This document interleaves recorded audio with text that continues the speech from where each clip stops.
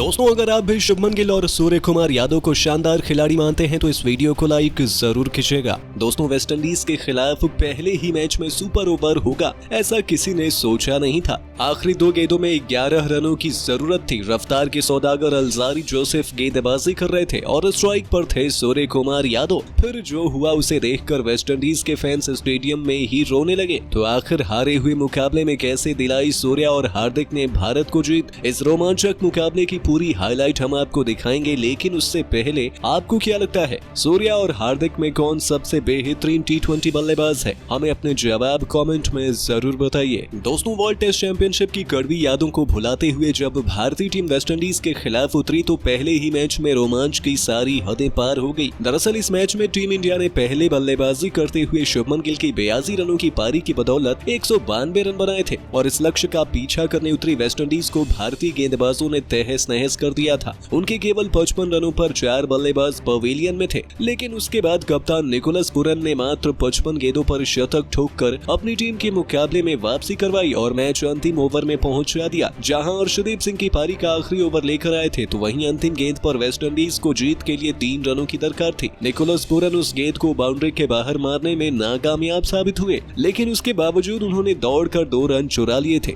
Winning यानी कि तीसरा रन लेने के प्रयास में हार्दिक पांड्या की डायरेक्ट थ्रो ने उन्हें रन आउट किया और मुकाबला बराबरी पर समाप्त हुआ, जिसे देखकर तो करोड़ों दर्शकों की धड़कनें बढ़ गई थी। लेकिन इन सब के बावजूद अभी चैंपियन नहीं मिल पाया था और ऐसे में चैंपियन की तलाश करने के लिए एक सुपर ओवर कराने का फैसला लिया गया, जो इसमें वेस्टइंडीज को बल्लेबाजी का मौका मिलता है। जी हाँ दोस्तों, वेस्टइंडीज के लिए बल्लेबाजी करने आए निकोलस पूरन के साथ एविन लुइस आए थे। उन्हें गेंदबाजी कर रहे थे बाएं हाथ के धाकड़ खिलाड़ी अर्शदीप सिंह। लेकिन दोस्तों, इस गेंदबाज का आज दिन बेहद खराब था। जी हाँ, अर्शदीप की शुरुआत 3 गेंदों पर ही पूरन ने 2 खतरनाक छक्के और 1 चौके लगा दिए थे। उनकी बल्लेबाजी देखकर तो ऐसा लग रहा था कि ये मुकाबला 3 गेंदों में ही उन्होंने कवर से लेकर मिड ऑन और पॉइंट का एरिया छान मारा था। लेकिन तभी अर्शदीप ने दिखाया अपना जलवा और ऐसी खतरनाक गेंद डाली कि पूरन चारों खाने चित हो गए। और इससे पहले कि वो कुछ समझ पाते, अर्शदीप की गेंद ने उनके तीनों विकेट उड़ा दिए थे। बल्लेबाज के साथ साथ पूरे वेस्टइंडीज के होश उड़ गए थे, क्योंकि अर्शदीप ने उनका सबसे बड़ा बल्लेबाज चलता कर दिया था। लेकिन उनकी आखिरी गेंद पर हेटमायर ने 1 चौका लगाकर अपनी टीम का स्कोर 21 रनों तक पहुंचा दिया था। अब भारतीय टीम को जीत के लिए बनाने थे 22 रन, जो कि इतने आसान नहीं होने वाले थे।